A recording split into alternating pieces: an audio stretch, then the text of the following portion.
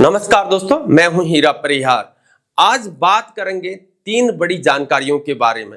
वो है अर्धसैनिक बलों से जुड़ी हुई है जो सीधे लाखों जवानों की जिंदगी को छूती है। नंबर 1 केंद्रीय औद्योगिक सुरक्षा बल सीआईएसएफ से, और दूसरी जम्मू कश्मीर हाईकोर्ट से, और तीसरी है सिक्किम हाईकोर्ट से। और यह जानकारी थोड़ी अलग है। अब बात करते हैं विस्तार से। दोस्तों यहाँ पर सबसे पहले बात करते हैं सीआईएसएफ प्रमोशन की।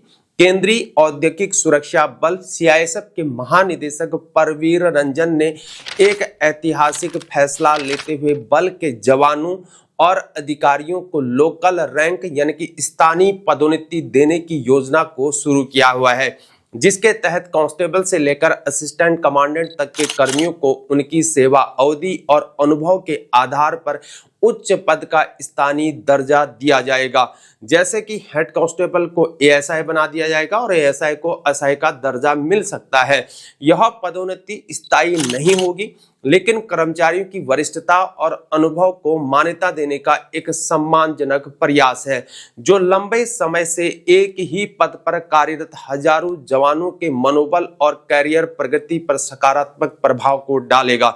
क्योंकि अन्य अर्धसैनिक बलों की तुलना में सीआईएसएफ में पदोन्नति के अवसर सीमित रहे हैं, और इस फैसले से संगठन की कार्यक्षमता, अनुशासन तथा नेतृत्व गुणवत्ता में भी सुधार की उम्मीद जताई जा रही है।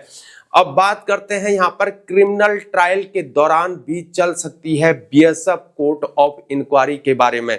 मेरे दोस्तों, जम्मू और कश्मीर हाईकोर्ट ने एक अहम फैसले को सुनाते हुए यह कहा है कि सीमा सुरक्षा बल यानी कि बॉर्डर सिक्योरिटी फोर्स बीएसएफ के नियमों के तहत होने वाली कोर्ट ऑफ इंक्वायरी केवल एक प्रारंभिक तथ्य जांच की प्रक्रिया है, और इसे चल रहे आपराधिक मुकदमे के दौरान भी जारी रखा जा सकता है।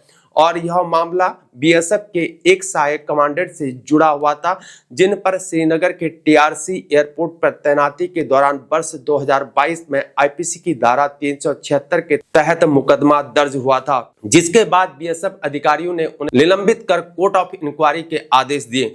अधिकारी ने हाईकोर्ट में याचिका दाखिल कर तर्क दिया कि जब आपराधिक मुकदमा चल रहा हो तो विभागीय जांच उनके बचाव को प्रभावित करेगी, लेकिन डिवीजन बेंच ने याचिका खारिज करते हुए स्पष्ट किया कि दोनों प्रक्रियाएं साथ साथ चल सकती हैं।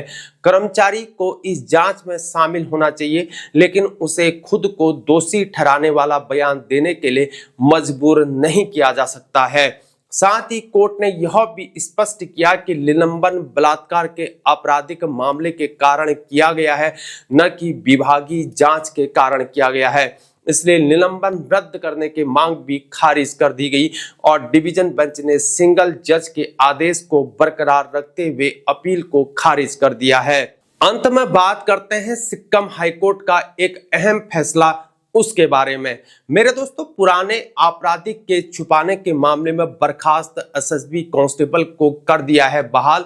सिक्किम हाईकोर्ट ने एक महत्वपूर्ण फैसले में सशस्त्र सीमा बल यानी कि एसएसबी के एक कांस्टेबल की सेवा को बहाल करने का आदेश दिया है, जिसे भर्ती के समय 2 पुराने आपराधिक मामलों की जानकारी को छुपाने के आरोप में नौकरी से निकाल दिया गया था।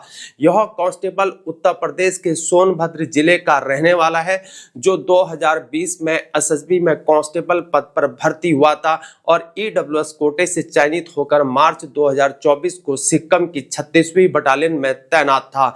लेकिन अगस्त 2024 में उसे यह कहते हुए सेवा से हटा दिया गया कि उसने भर्ती फॉर्म भरते समय 2 आपराधिक मामलों की जानकारी छुपाई हुई थी, जबकि अदालत में यह सामने आया कि पहला मामला जांच में झूठ पाया गया था और दूसरा मामला पारिवारिक विवाद से जुड़ा हुआ था, जो 2023 में समझौते से निपट चुका था और याचिकाकर्ता यहां पर बरी हो गया था।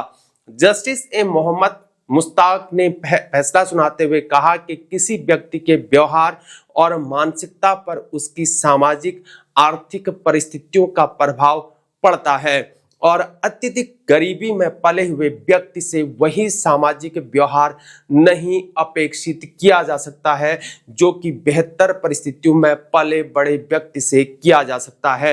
एसएसपी द्वारा दी गई बर्खास्तगी को रद्द कर कांस्टेबल की सेवा बहाल करने का आदेश दिया। यही थी मेरे दोस्तों आज की 3 अहम जानकारी। हमारे चैनल को सब्सक्राइब करें, अगली जानकारी तक बने रहे हमारे साथ और हमारे फेसबुक पेज को भी जरूर फॉलो करें। बने रहे हमारे साथ। जय हिंद, भारत माता की जय।